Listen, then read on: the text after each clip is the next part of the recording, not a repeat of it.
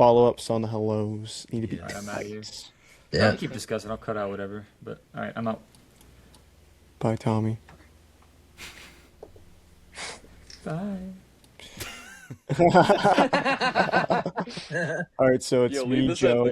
So it's me, in. Joe, Colin, and Steve. Yeah. Yes. Wonderful. All right. Hello. Hello.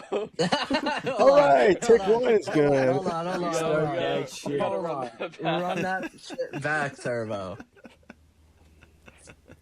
That's funny. Leave this in. False start, offense, 5-yard penalty, 5-yard penalty. repeat, second down. First down. Press Box Quartet bloopers coming at you. Oh my gosh. All right. Hello. Hello, and welcome back to episode 6 of the Press Box Quartet. Me, Steve Callahan, Joseph McLaughlin, Colin Struckman, and Jonah. Damn it, restart that. Damn it. Oh my god, I just combined Jonah, dude. I don't know what the hell I just did. I just made up my own name. I'm so sorry. That was so good, too. Oh, that's so funny, though. There's going to be so many clips in this episode. I hate this intro. It makes me laugh every time. But okay, it's just perfect for Quartet, though. No, I know. I understand. Alrighty. Run it back, Turbo.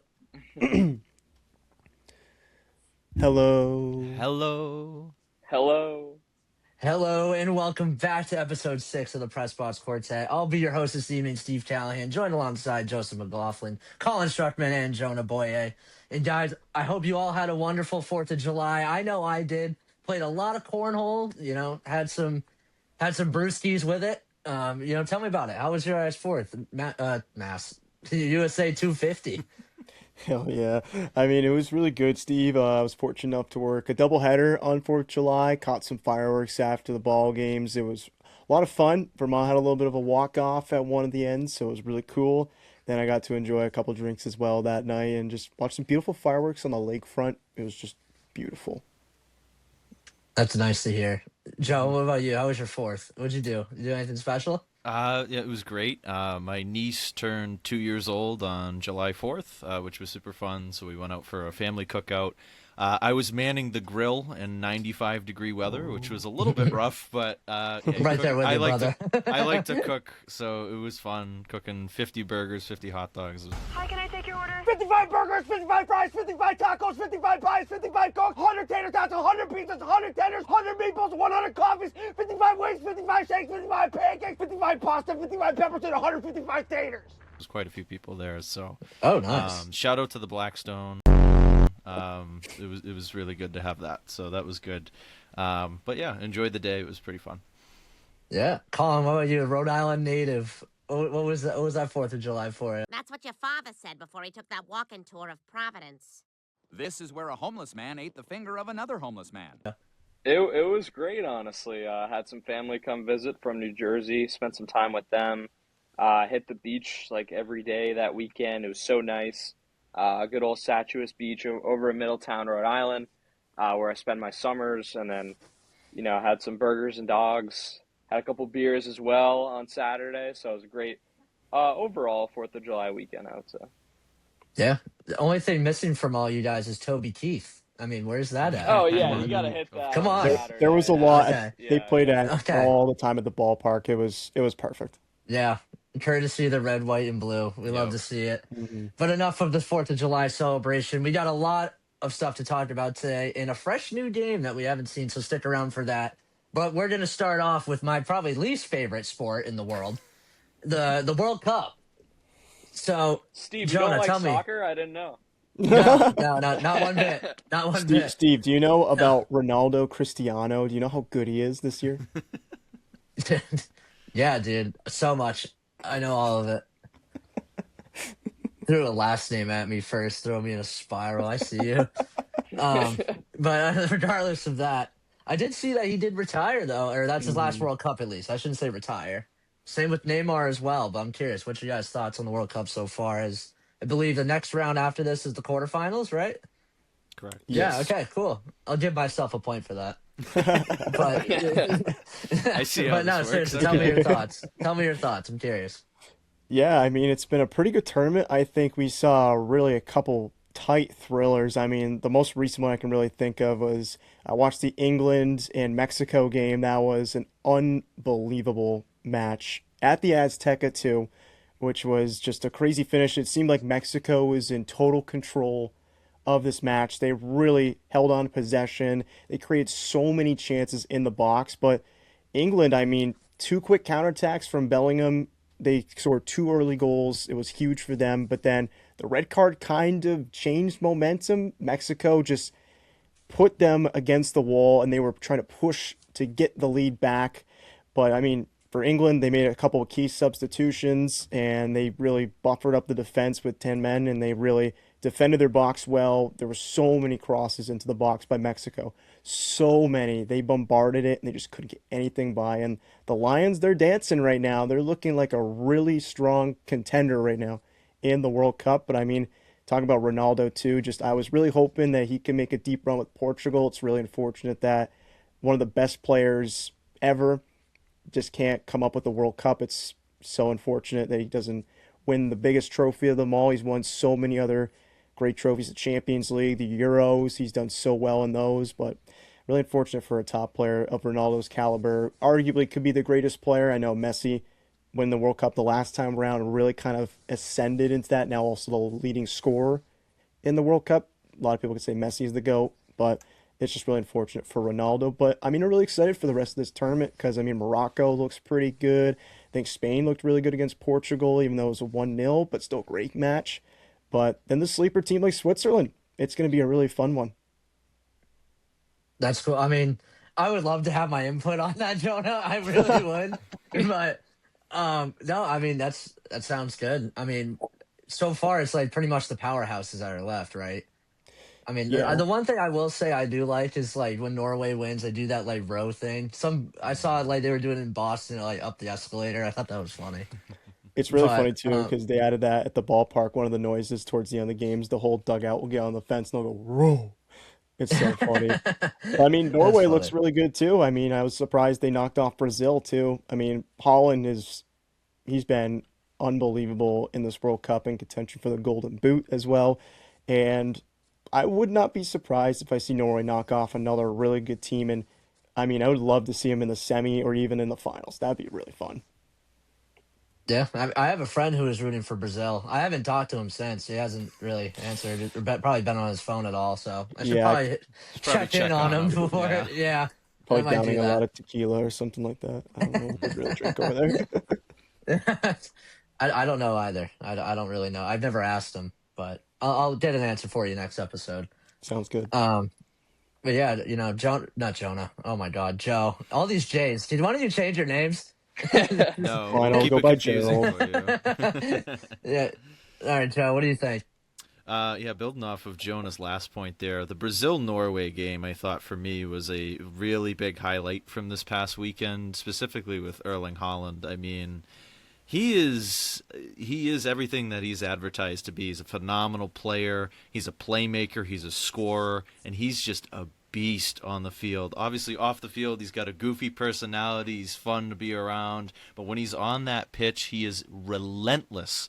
And both of the goals he scored against the Brazilian defense that was really hunkered down. It seemed like they were dug in the trenches and they were, they were losing the possession battle, but they seemed content with really basically playing really solid defense. And, Haaland found a way getting a header in the box and then a beautiful strike, for the second goal and just the stare down. You knew he got that in as soon as he shot it. And he's got that moxie, he's got that player attitude, and he's got what it takes, I think, to make a very deep run for this Norway team. And, putting them in their first quarterfinal in country history, which is insane. And again, for the Brazilian fans, it's really hard to see, especially for Neymar. Very good player, and it was really hard to watch him just heartbroken. That's most likely going to be his last World Cup, and just really sad to see a player of that stature just fall short again. And it's now the questions are with Brazil. You've won the most World Cups, but you haven't won one since 2002. What's not working? There's been a lot of embarrassing defeats since 2002. This is up there. Not that Norway's a bad team, but Brazil's Brazil. You have that expectation to go all the way and win it. So they got their problems to figure out, and this is like I think the earliest they've been knocked out in a World Cup in quite some time. So for me, that was definitely the match of the weekend, and I'm very excited to see what Holland is going to do against those Lions from England. That's going to be a very good match. I think Norway has what it takes to win, but it's going to take everything. England is not a pushover. We've seen England play a little iffy at times, but they can turn it up at any point, and they are one of the 4 favorites to win it all right now. I think plus 400 something on all the sports books there. So I think that's going to be a really good match, and I'm excited to see what the result will be. That's good to hear. I mean, this World Cup ends what, the 19th of July? Yes. I can't wait for that. But regardless of Clearly, that, Steve. It's like, can we move on listen, already, please? I'm like 15 minutes from Foxborough, so every single time there's a game at Gillette, the town of Milford knows. It's oh my god, it's something, I'll tell you. But Colin, rounding up the this segment of the World Cup before we get to the United States, what do you have to say about it so far? I would say, going off Joe's point, I mean, if there is a year for England to do it, this is absolutely the year. And I've tried telling myself that they can't win it this year. I just don't want to see England win it. But, man, they have a really solid team. Declan Rice is playing unbelievable. Harry Kane is stepping up in the big moments. Jonah talked about Jude Bellingham, 2 goals against Mexico. And just the fact, I mean, he said it, going into the Azteca and winning like that in front of all those Mexican fans was just pretty remarkable. So England has a really deep team. I think Pickford has been the best keeper in the tournament. I don't think that's really close either. I mean, I love watching him over at Everton and the Premier League. So I think they have a really deep team. They have a really, really talented team. And they always say it's coming home. I mean, if it's a year, then it's this year. And, I mean, I don't like England, but I mean, as a huge Oasis fan, a huge Wonderwall fan, I do love them singing that after the game. As much as I just want to keep hating England, it's so awesome. And Liam Gallagher is even tweeting about it, which makes it even better. But I think England is really going to continue this run. I think they're going to be in the final, to be honest with you. I think they're looking really strong. It's them and France. I think those have been the best 2 teams by far. And then Argentina has been very interesting lately, where they haven't really played their best. They've had 2 huge scares lately, where Cape Verde, they had to win in extra time. And then, as we were recording this today, had to come back from 2-0 down against Egypt, which Egypt had a good team. I mean, Mo Salah is playing really well for them. They had a kind of a miraculous run to get here. But 2 teams that I feel like should handle pretty easily if you're Argentina. And they're still getting by. They're scraping by, but they're not having the run like they did back in 2022, where they were cruising by up until they faced France in one of the best games of all time in the final. So Argentina definitely could win it again this year, but it feels like their path is going to be a lot more difficult this time around, even with Messi playing at the level he is, scoring in every game and continuing to be the best player that we've ever seen. I mean, that's a bold take. Having England win it?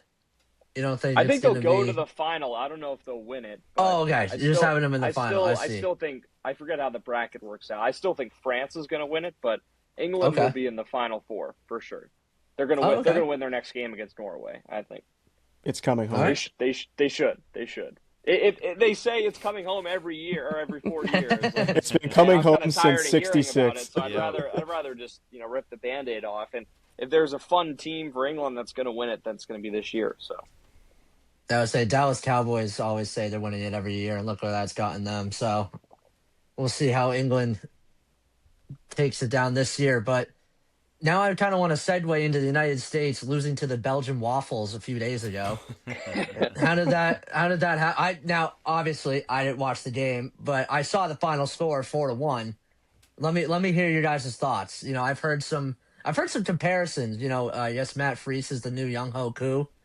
I've heard one of our 38-year-old captains is got a Stuart Skinner syndrome where he's blind in both eyes.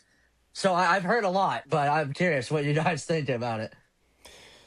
Yeah, I mean, I didn't get too much of a chance to kind of really watch it. I was working, but I mean, at the same time, from reading stuff about it, but then also watching game highlights, it definitely, obviously, the U.S. was not the favorite to win this one. The Belgian side is just historically, their golden generation is fading, but they have a lot of really good, talented youth in their academies in Belgium, but also they have a lot of really good talent that plays in the top leagues. So, quite frankly, I know the U.S., they weren't going to be the favorite. It was going to be a really tough test. It was their toughest test in this World Cup. And it really showed, I mean, the U.S. showed some really good resilience. I mean, Tillman's goal kind of showed, hey, there's a glimmer of hope that the U.S. could maybe come back in this, put up a really good fight. But then, like you mentioned, Steve, with Ream and Freese, there was just too many miscues by the U.S., and that kind of ultimately led to this 4-1 loss and exiting the final host nation of this World Cup in the U.S. But I think it's definitely a step in the right direction for the U.S. I think the fact that they weren't favored to win the group, a lot of people had Turkey winning this group, but then the U.S. kind of stuns a lot of people. They win the group. Flo Balogun was a great addition to this team, and I know there was a lot of controversy with him playing in this Belgium match, but still, I think that with the U.S. having that best squad going against a European juggernaut is good for the growth of this team. Because next time we're going to see the U.S. in the World Cup, hopefully in the next time around, there'll be a lot more veteran. They'll have some really good new youth talent coming up in the U.S. as well. But I think overall, it's definitely a big stepping stone for the U.S. And they're still, I think, a little bit away. We definitely need to play more international friendlies against these tougher teams like Argentina, other European teams like Belgium. Because obviously Bosnia, really good European team, but they're definitely not the same, I'd say, pedestal as like France, England, and these other European juggernauts. But I think it's not really like a failure of a World Cup for the U.S. I think it's definitely a good stepping stone in the right direction. From what I've seen, Pulisic, how old is he? Like 27? It's a young team. Mm-hmm. So, with experience, I'm sure it'll change it, just like, how it usually is when you look at, like, Argentina. Like, they're all vets. So, watch out for the USA, baby. Watch out. 2030. Calvin Sullivan. He's going to be good. 2030. Yeah, okay. All right, Joe, let me hear it. What are your thoughts? Watching the game, I got to actually sit down and watch the whole thing. Immediately from the kickoff, you could tell, obviously this was the biggest game for U.S. men's soccer that they've ever played. Obviously, this was a team that we've talked about for many weeks here, being kind of like a team of destiny in a sense of, this is the best team that we've ever assembled as a country. Because before this, we were like the punching bag that got in and no one really expected anything from us. But we're actually doing good. And this was a true litmus test to see if this was, a team that could actually shock some people. And immediately what I noticed is the U.S. was on their heels from the get-go. They were immediately in their own end. Belgium did a phenomenal job pressing from start to finish in this match. They were absolutely relentless. And to me, what I noticed from the United States was a lack of confidence, it seemed like, as well as a lot of miscommunication. It just didn't seem like anyone was on the same page, and they couldn't complete passes. That just allowed the Belgian defense that was pressing to be super effective, and that the miscommunication that led to that first Belgian goal. Immediately, the U.S. is now behind for the first time in this World Cup. So now they're in unfamiliar territory. And then Tillman's goal on the free kick, all of a sudden, Seattle's going crazy. The 12s are going crazy. This is fantastic. But then the defense fell asleep. You give up a goal like a minute later, and all of a sudden, all the energy's gone. And I could see at that point, I'm like, oof, that's a rough half. You're still in this game, but you got to bring in everything you had in the second half, and they didn't do it. And we obviously had, you mentioned the Young Ho Koo comparison with Freese, which very accurate, sadly. I hate to see him in that light. Really? But, yeah, if you look at pictures of it, it's almost identical. Just it's one of those things where he thought he was going to do one thing and then just it Body just kind shut of blew down. up. Yeah, it just blew up in his face, and Belgium was right there to take it, and that was the end of the game there, and it was just a disaster. But honestly, I'm proud of the U.S. team. I mean, we talked about as a group here, if they could win a knockout stage match, if they could win the group, that's a big statement for a team that had little to no expectations going into this World Cup. So I think they have a bright future. Obviously, a young team that we talked about. So I'm very excited to see what they look like in 2030, with a lot more experienced players, but also some more talented youth players to kind of, move that experience line up as they go. But just a really tough loss, and any U.S. fan that was there watching it in Seattle knows that was just a rough one from start to finish, and just a tough way to end what has been a fun World Cup journey up to this point. Yeah, I mean that's some good points, but I mean hearing the Young Ho Koo's situation, man, he must have just kicked that turf, huh? Oh, he did, full toe into turf, and at first I was like I'm like, there's no way, and then I look at him like, wow, that is sadly accurate. It was like one of those plays, and it was kind of a culmination of how bad it was for the United States in that game. And that's the goalie that did that? Yep. Mm-hmm. Oh man, that's brutal. That's awful.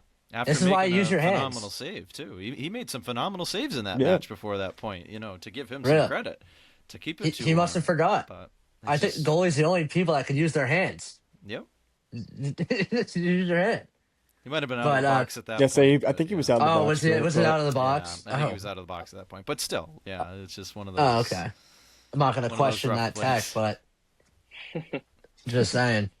Colin, what do you think? I think that last game against Belgium was definitely a disappointing showing, kind of like Joe was talking about. They looked pretty lackluster, lack of confidence, not like they looked in those previous games against Paraguay, Australia, even for parts of that Turkey A match, and then as well against Bosnia. So I think the U.S. does have something to build off this. I mean, they have a really good young core. Hopefully Pochettino stays at the helm, because they played a lot more of an exciting brand of soccer this time around in the World Cup.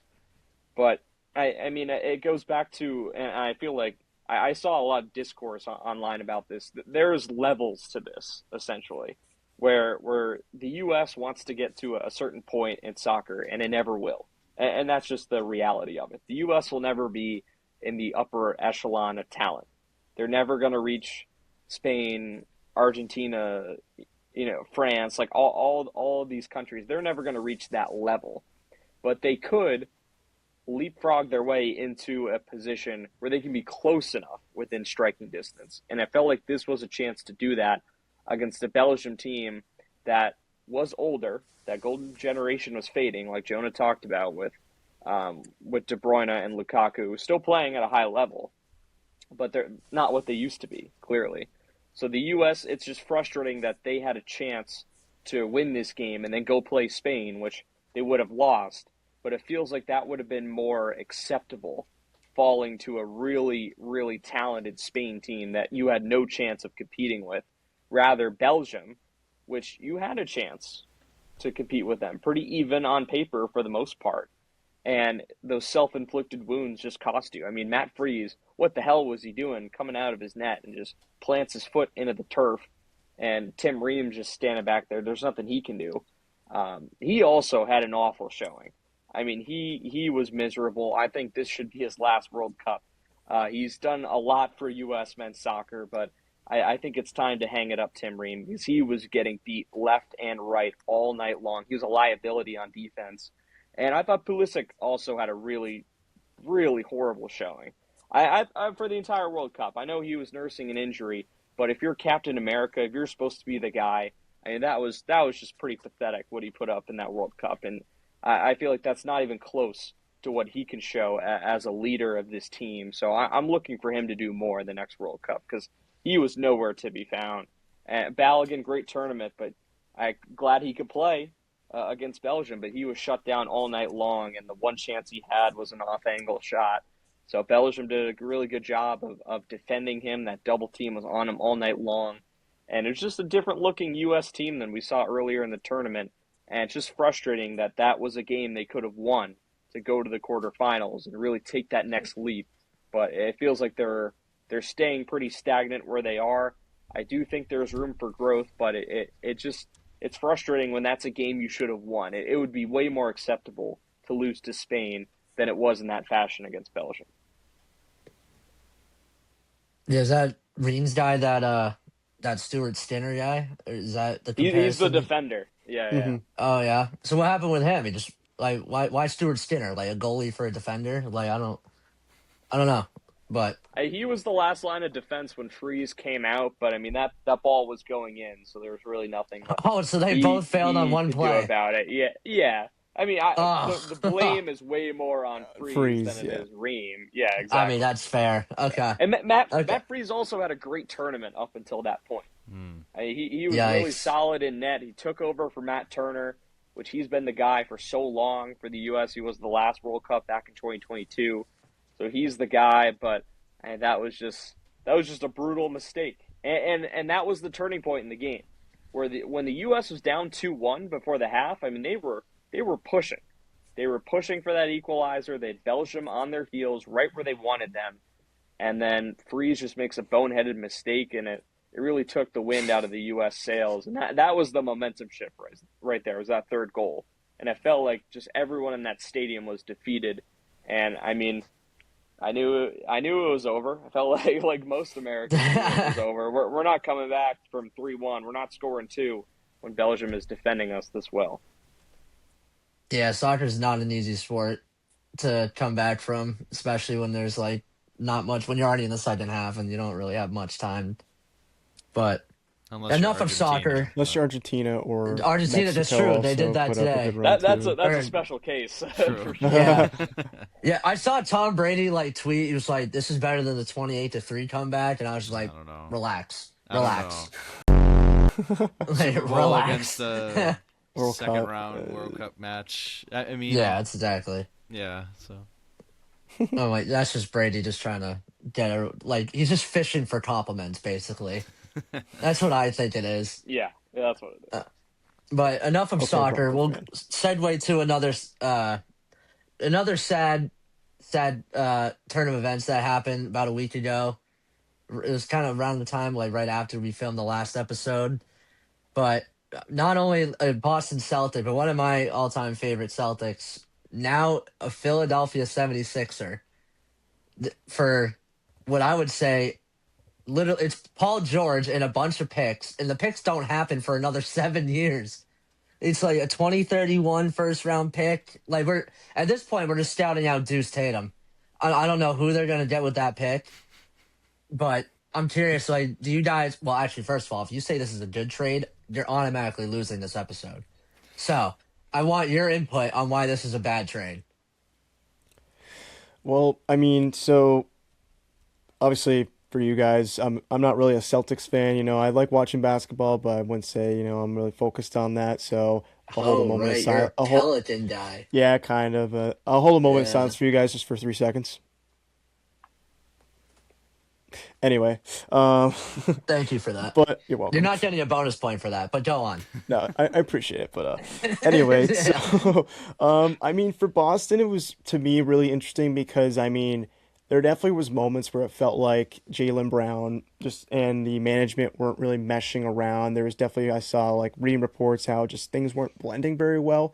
Even to this point now, we're saying like, hey, Tatum hasn't reached out to Brown yet or something like that. So it sounds like there could have been something going on behind closed doors that we might not know about. But I think for Boston, it's like, really, why would you kind of, in the guy who's in his prime, won finals MVP for you in your most recent championship just 2 years ago, who was the vocal point for you guys when Tatum was coming back from injury. It's kind of like, I get maybe the salary and all that. He was going to be paid a lot of money. Don't get me wrong. And I know the Celtics right now, they're trying to convert ways to build the best roster for another title because they're in their title phase right now, 100%. And just to kind of not really think about keeping Jalen Brown, just thinking if there's a way we can manage some contracts to find a way to pay the guy, I would have kept him just because, you know, him and Tatum have just looked so good together since they've been playing with each other. And I mean, and especially what you said, Steve, the picks I know that some of them are going to be a couple first rounds, couple second rounds, but they're years away, and that's when you're kind of getting away from this championship window here. Tatum is not getting any younger. You have a couple older guys, veterans, who are not also going to be as young, and now you're relying on more so bench guys. Like they said, Peyton Pritchard, he's going to have to be a guy who's going to have to step up big time now.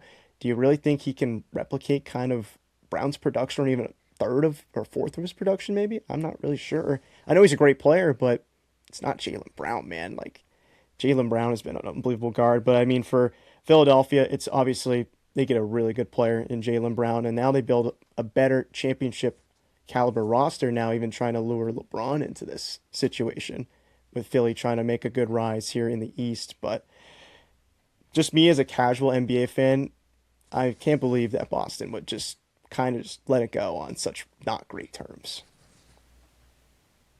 No, I mean, I agree with you. I mean, I was at a restaurant and one of my buddies called me and I'm like, dude, I'm like eating dinner. What's up? He's like, bro, Jalen Brown just got traded. I was like, yeah, all right, cool, funny, good one. And he was like, no, like, seriously, he's in Philly now. I was like, you're joking, dude. Like, that's just so messed up. Just, like, let's look at the Philly side of things real quick. You got Tyrese Maxey, VJ Edgecombe, Jalen Brown. We'll say potentially LeBron James is there. And then, Joel Embiid. Like, that is a disgusting lineup. Like, that is nasty. Just get him Yeah, in the ring now it's- if that's the case. Yeah, that's what I'm saying. Like, if that's, like, unbelievable. Like, Yeah. Jalen Brown, who had to bring up the ball for the Celtics all last year, because everyone knows it. Jalen Brown does not have a left hand. But now he's not going to bring the ball up anymore. Because you got Tyrese Maxey, who's been a young stud, won Most Improved Player a few years ago. And he's only going to get better with Jalen Brown mentoring him now. He's going to be a completely different player. Yeah, and I But- mean, even looking at like the roster now, I was like doing some research on this too. Like the average age of this 76ers roster now is 25 years old. That's gonna be really That's good. Saying that crazy. Joel Embiid is gonna be the oldest guy in that locker room at 32 years old. If he can be somewhat healthy and return back to MVP form, Philly's a scary team to look at in the Eastern Conference. But like I said before, I mean, it's really a big shock just to see Jalen Brown, because there even was reports saying he didn't want to get traded. He wanted to stay in Boston. He wanted to figure this out. But it seems like Brad Stevens and the management, they just kind of took a blind eye to it and just wanted to get it done. Yeah, I mean, like, don't get me wrong. I like Paul George. I loved him growing up in Indiana. Oh, me too. Don't worry. Always going at it with LeBron in the playoffs, whatever. But $50 million for Paul George, who can barely stay healthy. Joe, give me your thoughts. That's unreal? Like, 50 mil. That's crazy. It is crazy, and I'm hoping for Brad Stevens' sake this is a somewhat chess move that we've never seen before that pays off in a year or two, because at the moment when this news dropped, like, shockwaves went through all of New England. I think we all felt them, like you felt them at that restaurant with your friend there. Oh my God, dude! I made a scene in that restaurant. Yeah, I bet it justified too. But like it to me, it was like, why? Like, when I'm processing the news of this, I'm like, well, what is the vision? I don't understand this. You're basically handing Philadelphia, the team that knocked you out of the playoffs this past season, a free ticket to the NBA Finals. Yes, they got to go through New York. I know that New York's a good team, but now you like the lineup that we just talked about. Jonah just laid out all the names. You did too, Steve. But like all of those talented players, average age of 25 years old. This is not going to be like all right, dream team for 1 year. Let's do it now. No, this is going to be a threat for years to come. And the Celtics just gave it away, is what it feels like to me. And I'm looking at Brad Stevens' little press conference there, trying to explain what his thought process was behind it, and the whole talk was the collective bargaining agreement. And it's like, I understand it's very restrictive against teams that have a lot of talent, and then they want a lot of money, and you're going to have to get rid of all those players eventually because you can't afford it. But I feel like there was a way that this could have worked, and it seemed like to me it seemed like it was a swing for Giannis. They didn't agree with the terms for Giannis. So then, Jalen Brown was on that table, and it felt like they had to divvy him somewhere, and it was just, well, this is all we could get, so we're just going to get rid of him now to Philadelphia. And it just seemed like this, out of nowhere, stupid decision for a bag of stale chips and maybe some things that work out in the future. But I have no idea. For the Celtics, I think they still have some talent. I'm very curious to see what they're going to look like, next season. I don't think they're going to be as good, obviously, because Jalen Brown was a great player. And with Jason Tatum injured, he carried your team to the playoffs. And you're going to just scoot him aside and say, no, this is Jason's team, JT's team. You know, what you did getting us the number 2 seed wasn't enough, apparently. So, I don't know. I love Jalen Brown playing as a Celtic, and I'm still bitter about it. Obviously, not as much as I was the day the news dropped. And there's a lot of Bostonians that agree with me with that one as well. And it's just, to me, I just want to know, where is this going to pan out? Because it better be fruitful in a way that I never saw possible. The last episode, I think I was praising Brad Stevens for being a great GM up until that point. Yeah, you did. And then here we are. Way to twist my words, Brad. But as a Celtics fan, I'll talk about the Celtics real quick, getting Chris Chinak and Dylan Mitchell. 2 good selections, and I think obviously Brad Stevens again proving that he's a very good GM for the team. So I think it's just another good additions for the Celtics to bring in. With their draft picks, but come on. But it's just I don't know. It's heartbreaking, and it's really tough to see. I don't know. At this point, we'll see what happens. I think Philadelphia just won it by a mile, and they're going to be a threat. And to the Philly fans that may be watching this, congratulations. You have a really good player. Treat him well. He's a great guy, and then he's going to do many good things for you for years to come. But geez, for the Celtics, this is just brutal. Yeah, we gave up a Twitch streamer for a podcaster. That's pretty much what that trade was. Yeah, right? Yeah. But, no, so, I mean, I thought the Celtics before that were doing really good. They signed Mitchell Robinson, a fantastic offensive rebounder. Gave him a lot of money. But, I mean, I still like the addition because Kata can't do it by himself. I mean, it showed. We weren't really as good on the glass as we usually are as the Celtics. We went from Rob Will, Porzingis, and Horford to Kata. And that was about it. And Vucevic, who also is just out of here. It's like, what was the point of giving up some great scorers just to say goodbye to Vooch, give him a first-round exit? He was a traffic cone out there. Dude, oh my God, it was so bad. And now he's back on the Magic, I believe, right? Where he was starting, I want to say. I could be so wrong on that. Don't quote me on that. But I will say, I think he is the Magic, right? Yeah, originally. Yeah. Right, yeah. Yeah, and then I think he just went back there. But, I mean, Mike Conley was a little questionable. I didn't hate it. I just didn't love it. But it's kind of, I would question, what's he going to do? Is he going to be like a Blake Griffin where he, kind of just sits there, beats the vet? And it's like, oh, well, Jalen Brown's out of here, so. And we're not going to start Peyton Pritchard because that's just not what he does. He's a six-man. He comes off the bench. That's where he thrives. So I would say our starting lineup is Conley, White, Tatum, George, and then Robinson.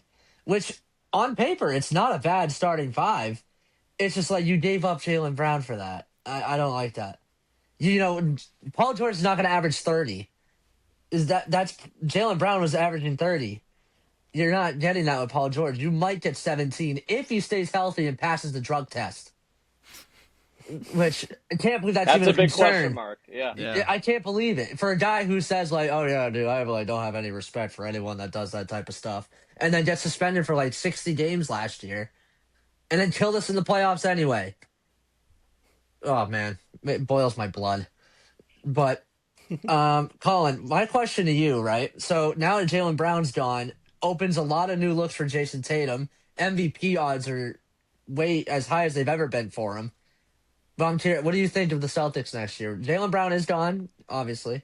But, for Tatum by himself, what does that look like for you? I think it'll be interesting to see. I mean, Tatum truly be the number 1. He's always been the number 1 option, but I felt like it was 1A, 1B with him and Jalen Brown, with how elite they are at scoring. I do think it could open up some avenues for Tatum, but it's just frustrating that you trade Brown and what you get back is Paul George and some picks. Like that's just the frustrating part. I do think Paul George can be a nice complement for Jason Tatum, but him being 36 years old and the injury troubles in the last few years definitely concerns me. If he was a few years younger, I would feel a little bit better about this trade. Not by much at all, but just a little bit better, especially considering all the time he's missed in the last couple seasons. But I think the Celtics, they do have a lot of depth, which I think benefits them. I mean, Pritchard and White have been playing at such a high level the last few years. Hauser has been a great bench option. Keita just is coming off a really solid season, and now the pressure is off him going into this next year with Mitchell Robinson, who I agree with you, Steve. I really like the addition of Mitchell Robinson. I know he can't shoot free throws, unfortunately, but the Celtics, no. that's a part of his game that's lacking. But he's a great defender. I mean, look at what he just did in the NBA Finals against Wemby, against some of those bigs on the Spurs, and then shutting down Embiid and some of those top bigs like Mobley in the Eastern Conference playoffs. So I think Robinson is going to be a nice defensive addition, a great rebounding addition for Boston. And then maybe we see even more of a role for Shireman, Walsh, Ugo Gonzalez. So the Celtics are not missing depth, but, I mean, you're missing just a key piece in Jalen Brown, who's had an MVP-like season, who's in his prime, and what you get is Paul George, who you're hoping can give you, I mean, maybe 15 a night, hopefully, and pass the ball to Tatum. But I do think it's going to be a big year for Tatum. I'm hoping that this is a year where he stays healthy the whole course of the year. We all want to see him play. He's probably not going to play a full 82, but he can play at least 70 or somewhere around that. I think that would be great for Tatum. I mean, I'm still going to watch the Celtics this year. I'll still get excited, but I mean, it's just really tough without Jalen Brown. I mean, he's given his heart and his soul to this city for it feels like, what, a decade now? Mm-hmm. I mean, Yep. Yeah, 10 years, 2016, he got drafted. Winning a finals MVP, he's been through all the ups and downs. He's been through so many different phases of Celtics teams, and it's just unfortunate that the Celtics just botched this deal and botched this relationship. Yeah, I mean, it's just a tough look. I mean, and, like, I'm going to be honest with you. Like, I understand giving away draft picks in football. Draft picks in the NBA are not what they are in football. I mean, maybe in an NBA draft, it's the first 5 guys that are, like, outstanding, and everyone else is like, who's that? Yeah, a lottery pick matters for sure. But Yeah. like you said, other absolutely. than that, But it's the not really Sixers. gonna It's do like it. a Sixers pick. It's going to be, like, towards the bottom of the draft, like, towards the end of the round. The only Which- way the Celtics could benefit a little bit more is that they flip these picks for something else, which I know Joe was talking about Interesting. earlier, but Yeah. I don't know what they would get, but I mean, you can't just hold on to those forever because kind of like I was talking about, the Celtics, they don't need, and like Joe was talking about with the window, the Celtics are at a point where they don't need to draft and develop players because there's no room for that.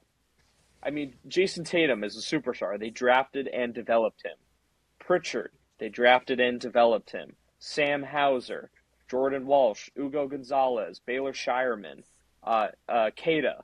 You can really go down the list. There's no room to draft and develop players for the Celtics. Whoever they're getting now is through trades or free agency. So I don't understand like hoarding a couple of these picks because you're not at a point where you need to draft and develop another player to plug and place into your lineup. That's a good point. I like that. Yeah. I mean, this team's done it before. And you just got rid of one of, like Jonas said earlier, it's the finals MVP. He won the Larry Bird Trophy after the Eastern Conference Finals. Like, he was literally the heart and soul of that. Like, he had to guard every single tough player that went, like Luka. Jalen Brown had his number the whole series. He shut him down. Literally. Like, a guy that averaged almost, like, 32 points a game in that playoff run was getting, like, maximum 20 points. And that was literally the best thing they could have done. Was Jalen Brown knew he had to step up, and he did it. Like, that's what you want in a player, and that's what Philly has now, which I do not like.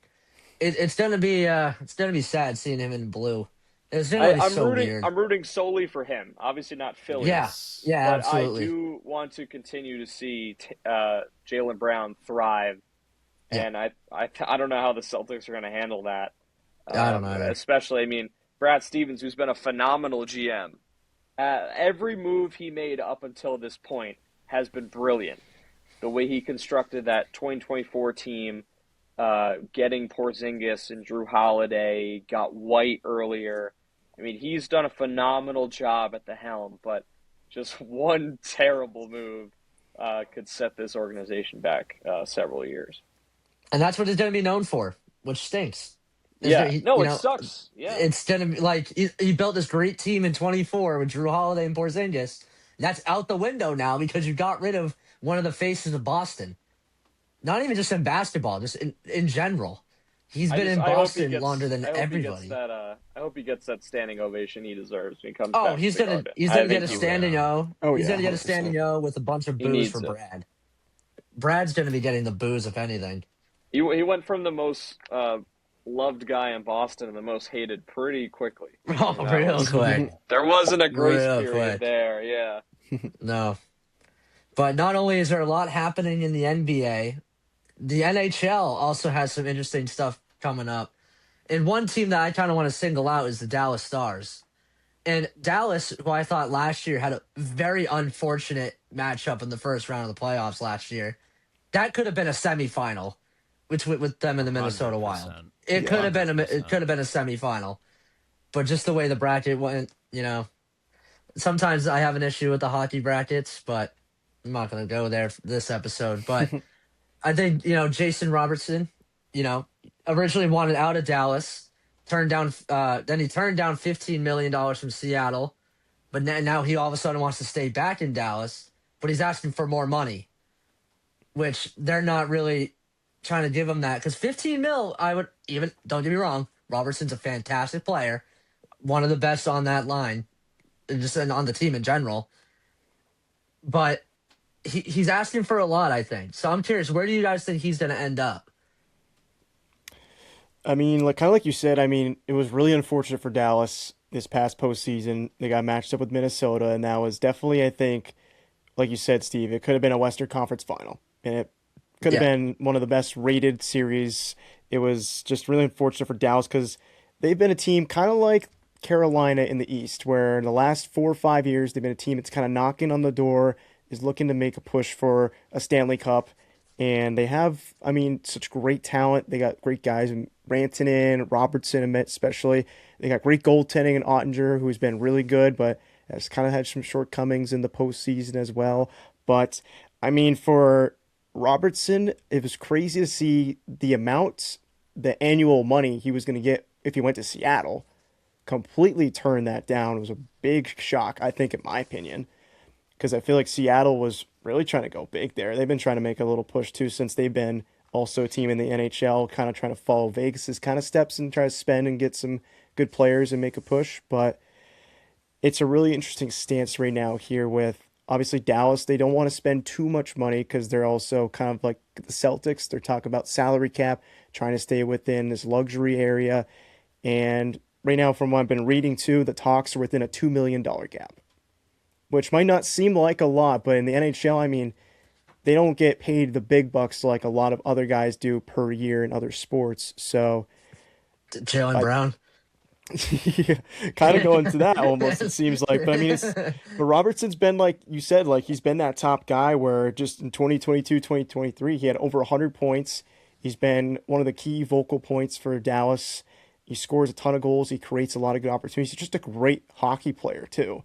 So I think for Dallas, it's obviously going to be really important for them to get back. I know it's going to be tough kind of going through arbitration and finding fair settlement for both parties, especially for Robertson, I feel like, because he wants what he's due, and he's kind of like Kaprizov previously, who signed a big contract. I think Robertson's kind of one of those guys who deserves what he's worth because he's a very good, talented player. But kind of it throws Dallas's kind of future in the question too, because Robertson has been kind of a key point, and it's also if they do lose him, if he becomes a unrestricted free agent next summer, it's kind of where does Dallas kind of go, and who can they really bring in to kind of replicate Robertson's success? I mean, yeah, I think you nailed that right on. I mean, I understand like wanting to leave Dallas a little bit, but I also understand not wanting to go to Seattle. Like that's also not in the question. I think Seattle has kind of just been like they're like the worst best team in the league. They're the It's like definition, I'd say, a mid. yeah, exactly. Like they just Seattle Kraken. You just even though they have really sick jerseys, They're cool. they're just mid. They're like they're like Mike Tomlin. Like, but I don't even know if they get above 500 every year. They're like right around it. I don't think they did last year. No. So. Yeah, no, it's unfortunate. But Joe, what do you have to say about it? I'm curious. 'Cause you're a big hockey guy, so Yeah, this is really interesting to me because, I mean, to me, Robertson is a key part of the Stars team. I mean, he had 45 goals last season, 96 points. It's like he's one of the elite producers for that team, and a big reason why they've been in the playoffs for a lot of the years in recent memory. I just find it interesting that this is going to arbitration, which for those who don't know is when a third party is going to come in and decide Robertson's salary, which we don't know who that arbitrator is yet. We don't know what team is going to make that kind of decision. But what I found interesting is Robertson's going to present his case for why he wants X amount of money, and Dallas is going to present their case. And you can't pick and compromise between the two numbers, so the arbitrator has to pick one of the two. So I'm really intrigued to see how that's going to go. I mean, for Dallas, you want to keep him, but again, this is kind of a talk with just how expensive good players get, especially with the salary cap. Is it worth keeping him and putting all your eggs into that one basket? Robertson is a great player, but is he enough to be everything for Dallas? That I don't know, because you need a good balanced team to be able to win in the NHL, especially with how grueling that playoff run can be. Like we said, tough draw against Minnesota. That Minnesota team was unbelievable, and honestly, that entire top half of the bracket in the Western Conference was just stacked to begin with Colorado, Minnesota, and Dallas. But I just find it interesting, and Robertson isn't the only one. There's 15 players going through this arbitration process, and it's really, there's a lot of contract disputes with the Players Association. If this is going to be something to really keep an eye on, not just for Robertson, but with a lot of teams. A lot of players are going through this process, and it's going to be really interesting to see what happens with a lot of these players. Some will probably stay put in their current team and get the money that they deserve, and some will, they'll probably lose out or get signed by another team before the arbitration ends. So in Robertson's case, I don't really know what's going to happen. Now that they turned down Seattle, honestly, anything's kind of up in the air. But I think if Dallas ends up losing Robertson, I'm curious to see what the Stars is going to look like, or what they'll look like without him, because he's such a focal point in their offense. he is, yeah. And something that's also interesting that I didn't actually mention at the start is Dylan Larkin is also looking to play in Dallas as well. So that could be an interesting topic as well with, what is Dallas going to look like next year? Is it going to be the team we know, or is it going to be new faces and a new system? Like that. It's kind of interesting. Colin, what do you think about Dylan Larkin in Dallas? Do you like it, or do you think it's like, not sure about that? I think it would be a good move for them, but if they're already going through this trouble with Robertson right now, it feels like you can't have both of them. So I'm not sure if they would have to pick and choose, essentially. And I guess it's kind of a double-edged sword, because I do think Larkin would be a nice addition for them. But if you're Dallas, what they've been missing is that guy to get them over the top. Larkin could be that. But when I think of a guy to get you over the top, get you over the hump in the Western Conference, I think of a guy that has been there before and has won that Stanley Cup. And if they could bring in someone who has some more experience, and Larkin does have a ton of experience, but if you brought in a guy that has experience, maybe has that cup run, that Stanley Cup under his belt, that would be more beneficial than bringing in Larkin, who just won the gold medal at a high stage. But at the same time, Jonas Caddy. Yeah, I was looking at that. To say something. Come on. Larkin, Larkin Yeah, has won the Dylan gold Larkin, medal. man. Larkin has won the gold medal. True. He has not won the Stanley Cup. So I think Dallas has a lot to consider just because the trade package for Larkin, I think, is going to be pretty hefty. A couple of first, maybe a prospect or two, maybe a key guy or two. He's going to be worth a lot because he's in his prime. He's played really well for Detroit the last couple of seasons. He's a really solid centerman that can be number one or number two, which are very hard to come by in the NHL today. So I think Dallas has a lot of tough decisions to make. With Robertson, if he turned down 15 mil, you got to go up from there, and this arbitration could be hell for him. Usually is for NHL players. I know Jeremy Swayman had a really tough time with it a couple of years ago. Eventually came out on top, but the Bruins just gave him a really tough time, and it's very tough for NHL players to really get what they want through arbitration because they put you through the ringer and they use anything and everything against you. And Dallas also has to consider, look at the other guys they're paying. Rantanen, Sagan, Heiskanen, Ottinger, Rupe Hintz. Those are 5 guys all making a lot of money right now for Dallas, and there's several more. This isn't a cheap dogs, roster. by the way. Yeah, that too. This isn't a cheap roster, and No. Robertson's also a really good talent. But NHL salaries are a lot different, and I do think he's a very good player. I've liked him for a while. I think he deserves a good amount of money. He's only 26 years old, but to have him making $15 million, I think, is a little ridiculous, and I think he should, tinker down the number a little bit. Yeah, it definitely is a little bit. I do really like him as a player. I've liked him for quite some time now, but for him to maybe get 17 or 18 mil from the Dallas Stars, it feels like that is not going to happen. Yeah, I couldn't agree more. Like you said, I think 15 mil is asking, or not even 15, asking for more than 15 mil. That's a little bit of a kind of a reach, if you will. Oh, absolutely. But, yeah, I'm excited to see where he lands up. Same with Dylan Larkin and what the whole Dallas Stars situation looks like. And like you said, the fact that they got first rounded, unreal. That was such a good team. That's where the format hurts them, really. It does, yeah. No, that's so true. It was an awesome series, but it's just it's fantastic. One of those teams gets knocked out that early.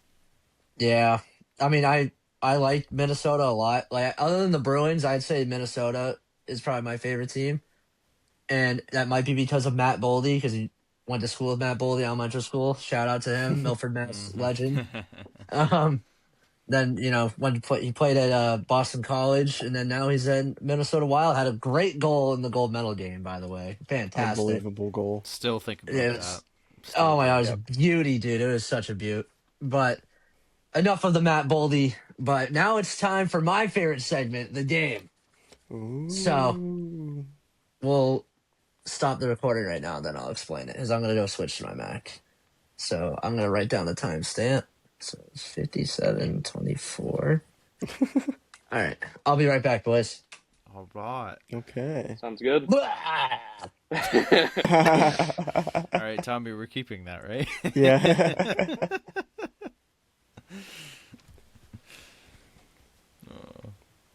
That was funny.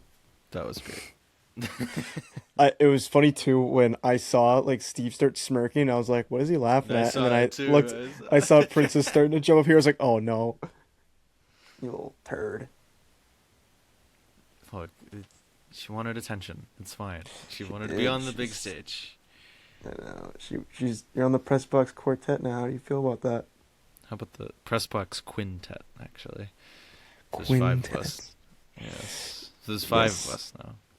I hope Tommy can make a funny edit of Princess just slowly making her way into the screen and then getting all your guys' close up reactions. It'd be so funny. Just zoom in and just go, hello. Colin's deadlocked in his point, and then all of a sudden everyone just starts laughing. I'm like, no. Steve's like, all right, I'm done. No, I just Drake. I just know he's gonna fucking clip that. Holy shit! I just hit a. Oh, he is. I'm sure he is. You're setting yourself up for failure right now. Yes, I just wasn't thinking, dude. I don't know what the expectation was. I don't know. I was just like doing it because I'm a fucking idiot. I was like, I don't know. It's also gonna be funny for Tommy to edit you going from your phone to your Mac so quick. Yeah. So good luck with that. Tommy. I'm Like, all sorry. right. So Do the I'm Jeopardy theme over it. Yeah. I'm gonna what do you call it? I'm gonna share and then I'll continue where I left off. Okay. You guys looking at the Whoa. you guys see it? Yes. Canvas. Yes, I see it. Blank canvas. I Okay. need to like scooch in. I can't see. Yeah, I hope you boys ate your fucking carrots today. I Dude, feel like who needs a carrot? an old man staring at the screen. All right. All right, you boys ready? Yes. I'm All right. ready.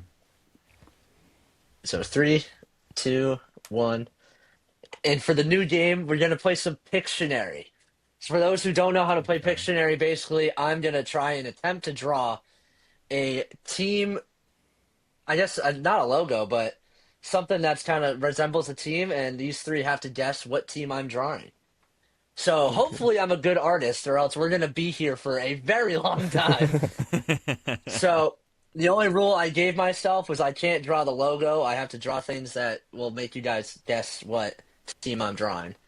But so I'm gonna tell you what a league or association that I'm drawing, so that way we can eliminate a lot of teams.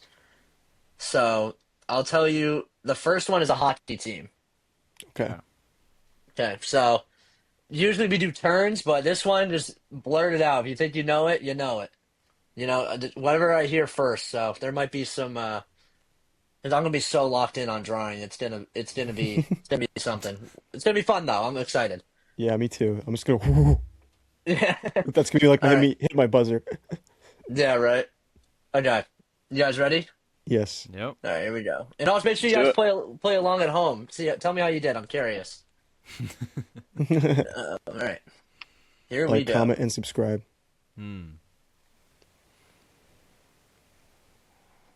Minnesota. Denver Nuggets. Avalanche. No, wait, I that's a I basketball team. completely forgot to tell you what team I was drawing. It's NHL, so it's not the Denver NHL. Nuggets. Avalanche. Okay. Yeah, it actually is the Avalanche. I see I Mountain. forgot I'm you said like, NHL. I was like, I saw the mountain. I'm like, all right, Denver. It's Yeah, something Denver. I was gonna draw rocks falling down. All right, well, that's a quick one. All right, so Jonah, you're on the board first. So Jonah, you just took the lead with that. ooh. So right now it's Jonah and Jonah's leading. You guys, the rest of you are tied. All right. So Ooh. all right, you're erase that. Man, that was actually quicker than I thought.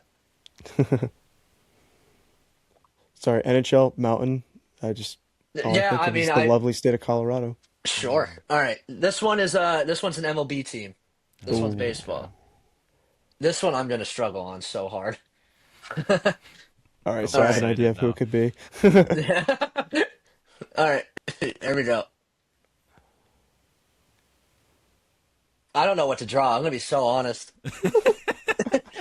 Wait, I didn't really can, put much thought into these, man. do you have a backup team just in case? Oh yeah, I have a ton. Okay. But Can I wanted- just shout what you might have thought it could have been? Sure. Were you gonna draw the Padres? I was not. Okay. Ooh, okay. That would have been a crazy poll if you. I know. I was like That thinking like would've been- maybe because that would've been Padres is kind of something, hard let to me draw tell out, ya. you know. So far, I've only drawn half a triangle, so my heart skills are still being tested here. Okay, here we go.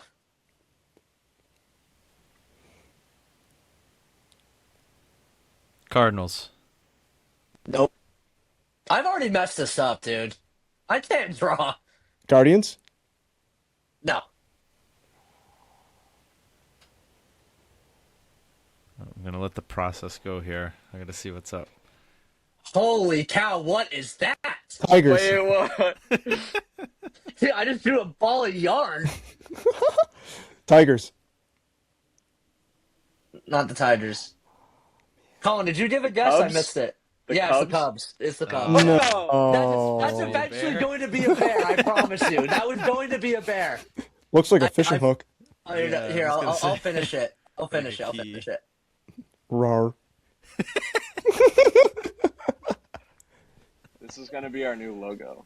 Please. You guys wonder. Sorry, Dylan. What happened to this poor cub, Steve? What have you done? Dude, I can't draw, all right? Bro, is that a double or a stub? I'm so bad at this. Whose idea was this? I don't know. Yours? Some wise guy Did the thought bear of this smile idea. like that? Can you just give it ears super quick, please? Yeah, I got you. There we go. All right, Looks like more of a panther than so I went a little too weird with the back leg, dude. Too wide. I went way I'm sure too I wide got on that. that. I think I guessed Cubs just because Jonah guessed the Tigers. I was like, oh, okay. Oh, Yeah. I'm just embarrassing Trying to myself. think of an animal. But hey, you got it. I Yeah. Yeah, I'll take it. Yeah. That's so funny. All right, dude. Colin, you're back in the lead. Oh, okay. Someone's gonna see that in their nightmares tonight. Yeah. It's gonna be me. All right, this one is NBA. Okay. I should probably get off the eraser. That would be smart. He's going Grizzlies based on that last.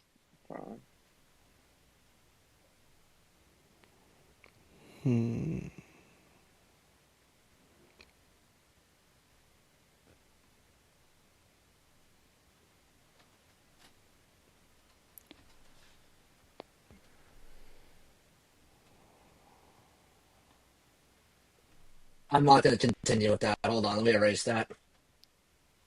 Dollar bill. Yeah, wait a minute.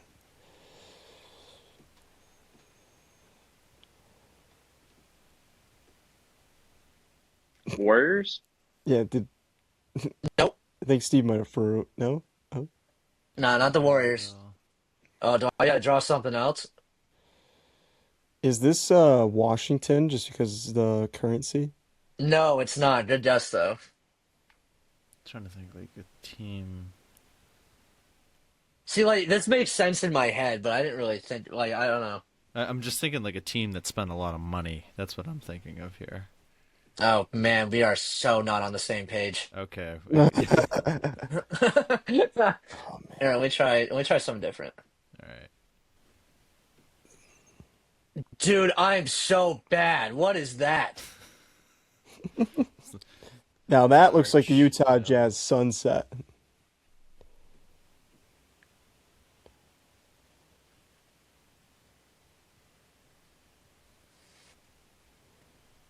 Dude, I'm perplexed right now. The Bucks. Yes. Damn it! Yes. I was gonna say like a block Yes, of Colin. cheese. Oh, like buck, as in Yeah. $20. Yeah. Yeah, I was like, I yeah, know yeah. it's something. Then Wisconsin because of the cheese. Oh my Yeah. goodness. That was going to be some cheese. That thought came right into my head as Colin was saying that, and I'm like, come on, dude. I was just wish it going was 2 through seconds teams, before. and I was like, oh, wait, Wisconsin. That's Chiefs, kind of high IQ Bucks. play by Yeah. Steve though, with just money, bucks. I mean, I had to. That's a good I'll one. give you that. No, that's a good one, yeah. I will give you I that. had That's to 200 rebuttal from the IQ right last there. one. That one was so I was trying bad. to think of a team that had like money in it, or like Yeah, money, that like, was throwing me origins, off. Or that's, I thought it was someone that spent a lot, like for Yeah. a team that they currently have. I'm like, Or I thought DC just because I was thinking money just, is printed there, and also just the George Washington's on the dollar bill, even though it was 20, but I don't know. Yeah. Or So Philly. Philly would have been have a good one too for that too, I guess. But I have two more to do, and then whoever leads after those two then is victorious. So Colin, you are leading right now currently. And then Jonah, you're in second, and then Joe, you're bringing up the rear. I'm the caboose. I got some work to do, So- here, boys. This Got one some is an work. NFL. This one's an NFL team. okay. So here we go. I don't know where to start. Hold on. Okay, I got it. Dude, I'm so locked in, dude. It's actually crazy. Dude, the last one, that was a good one, so the anything's last possible. one was good, yeah. Bam did score 83, so don't forget. Oh, dude, how could I? Oh my god, I've already messed it up. The Giants. It is Bills? not New York Giants. Steelers. Yeah, it is the Steelers. I was gonna draw like someone running away with money, but I figured I'd do the bank first. Oh. Okay. Yeah. See, I thought it was okay. I thought you were building like a factory and it was gonna be like Yeah. steel industry, so that's why I come with that. I'm not gonna lie. I thought he was starting to draw like, oh, hospital. I'm like, oh, the 49ers because they get injured all the time. That's what I thought was gonna happen. Or the power grid next to it. Yeah. Oh, no, gosh. see, there's gonna be a little stick figure, kind of running. I don't know how to draw him running, but yep, that's something for sure. Yeah, those 90 degrees. Yeah. Yep. Yeah, Boy. I don't know. I feel like I would have guessed like the Raiders for that one. Yeah. Steelers. Maybe. Yeah, Steelers is Up kind of there, interesting. yeah. Huh. Well- Okay. Hey, you guys got it pretty early, so all right, so Jonah, you got that one. All right, so Colin still leads by 1. Ooh. So to make things interesting for Joe, if Joe gets this, he wins. We'll just say Ooh, all this. right. Ooh. Pressure. We'll make on this. here. We'll make this double points Money for because nothing. I think Have this to, one. yeah. This one's probably gonna be a doozy. Oh boy. So what Yeah. league are we in here, Steve? We are going back to the NHL. Okay. Okay. Yeah. So this one's gonna be tough. Oh, dude, how do I do this? I should have really put some thought into this when I was picking these teams. I'm like, oh yeah, I'll do that one. That's a cool one. But no, it really wasn't. I have a funny guess, Dude, I don't even know how to do that. All right. but I Well, won't say it because that would defeat the purpose. okay. I think I got it. Don't forget to switch off eraser too. You're so right. Yeah. You're so right, dude. Hey, just looking out for you, bro. Yeah, no, I appreciate that. I like that. Okay.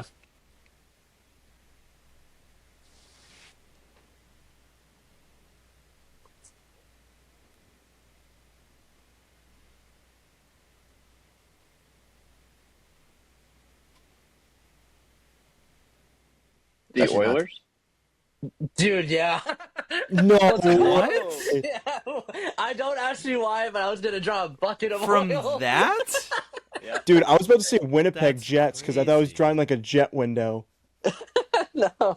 Dude, I literally had no idea how to draw that. I was like, I'm just gonna draw a bucket and Well, see if I it can put started oil in. It started to look like the Oilers logo, so I was like, oh, well, that's where my brain went. No, did it really? That's wild. Yeah. That's a Oh. wild. I Just, was like, bucket of what? I was like, oh, maybe oil. Colin, Dude, I I don't tipped know. to you. That was I good. should have just thought of a different one. Thank you. Thank you.